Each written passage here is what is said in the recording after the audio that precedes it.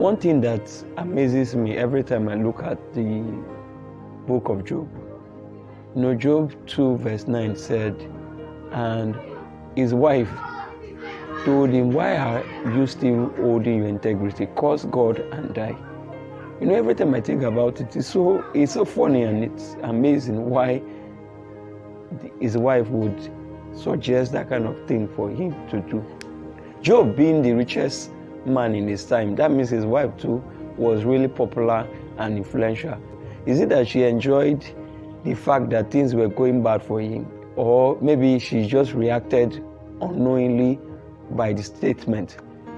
Every time I think about this, one thing comes to my mind, and that is, we should never take people the way they act sometimes, because it's enough for me, if I was Job, for me to hate my wife for the rest of my life, because what kind of crazy statement is that? I'm just wondering how the wife would look like when everything was restored in his life.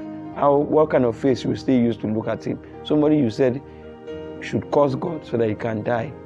You are now enjoying the world back again. So don't get too upset when people treat you bad, especially when you're going through challenges or downtime, because see, the devil might be using them as instruments.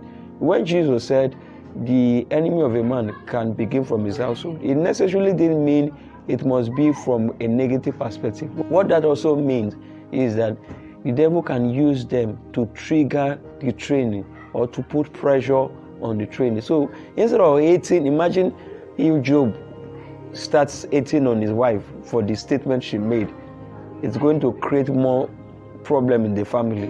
Then the devil can use children, can use wife, can use husband, can use colleagues, can use anybody, even parents, to try to upset you, to try to make you angry, to try to make you look like they are the enemy. No, Jesus recognized this with Peter, and he said, get thee behind me, Satan.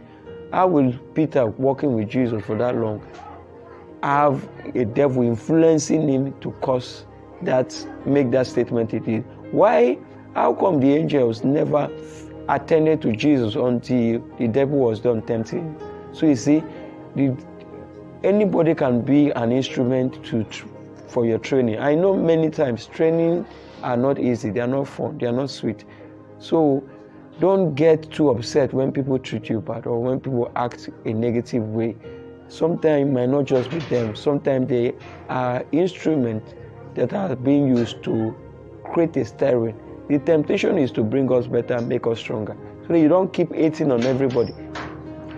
Some persons will say, my children, the devil uses them as instrument to frustrate my life. No. They are the ones that it looks like the enemy is trying to pressurize because they are the closest to you. It does not necessarily mean they hate you. If we keep looking at everybody with the eye of everybody hates us because they are trying to correct us or trying to do anything, we're going to keep beefing and having issues with everybody. So when I thought about it, it just made me laugh. I said, let me share my own take on that particular scripture.